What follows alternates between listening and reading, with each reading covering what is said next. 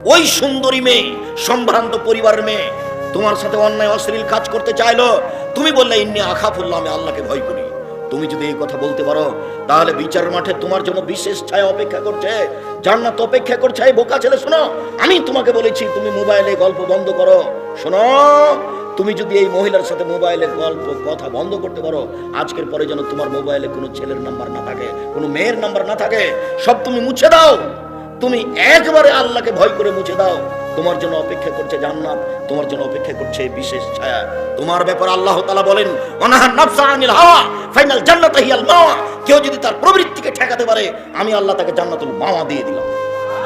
তুমি যদি তোমার এই প্রবৃত্তিকে ঠেকাতে পারো, আজ থেকে তোমার মোবাইলে আর কোনো মেয়ে মানুষের নাম্বার থাকবে না। এটা তোমার জন্য জরুরি, তোমার জন্য জান্নাতুল মাওয়া অপেক্ষা করছে।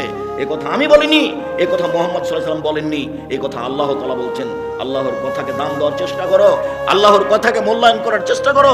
আল্লাহ তার ওয়াদা পূর্ণ করবেন, তিনি তার ওয়াদার বিপরীত করেন না। ওই সত্তার, ওই আল্লাহর ওয়াদার বিপরীত করার প্রয়োজন নেই। তিনি হচ্ছেন গানী, তিনি হচ্ছেন মগ্নী।